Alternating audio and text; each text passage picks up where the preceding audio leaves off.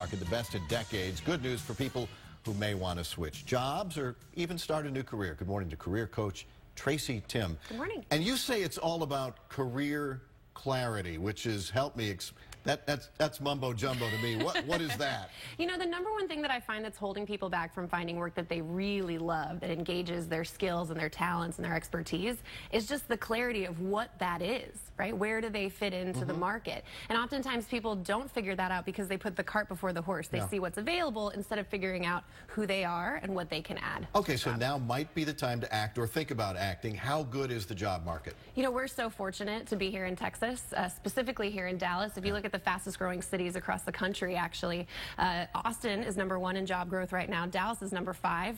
But of the top 11 in the country, 5 of them are in Texas. So we're very lucky. One of the problems is matching people with skills. There are a lot of employers who have a lot of jobs posted, and they say, I can find 1,000 applicants. I just can't find any who are qualified for the job opening I have. Yeah, it's a big frustration right now. We've been hearing about the talent gap and talent shortage for years now, and this year specifically, and in the next 10 years, we're going to see the biggest shortage in skills-based and knowledge-based jobs. So there's a huge opportunity for people who want to go into more technical roles, maybe an electrician or something of that nature, because we're just not seeing enough of those trade-based people anymore. Right. So how do I know the difference between changing jobs and changing careers, and which is right for me? Such a great question, Tim. Yeah, there are a lot of components to a job, right? There's the environment, the subject matter, the physical work that you're doing every day, the people that you're around. So I find that the best way to do that is determine, is it the environment that I'm in, or is it really just the wrong type of work for me? And if you go sort of element by element like that, I think you can figure out what pieces are working, what pieces aren't, and whether it's a big career shift that you need or just an environmental shift. So we had a guy come in for a job interview years ago, and I looked, and the boss said, take a look at his resume. And I said, he changes jobs every 18 months.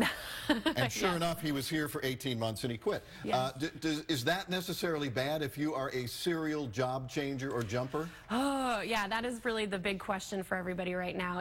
If you look at it from the employee's perspective, you actually end up making more money throughout your career when you do switch more frequently, but it does look, you know, a little negative from an employer standpoint. But I think the important thing is to go into it with the same intention, so to be frank and forward about, here's what I'm trying to get out of this job and what I want to accomplish, and the same should be true for the employer as well. And if you are thinking about changing careers and getting those skills that you don't currently have, unfortunately, that's going to take some work. That's going to be some night classes, that's going to be online courses, that's going to be something that's going to be more work beyond 40 hours a week. Yes, but those are the things that are going to be the difference between getting a job and not, right, in the economy going forward, is if you have those specialized skills and you've put in the work and you've shown how you're a perfect fit for a role, that's what employers are looking for, and that's how employees can feel confident enough to know that they're applying for the right thing. All right, great. We have a link to Tracy Timm on fox4news.com with hopefully more great advice just like that. Yeah.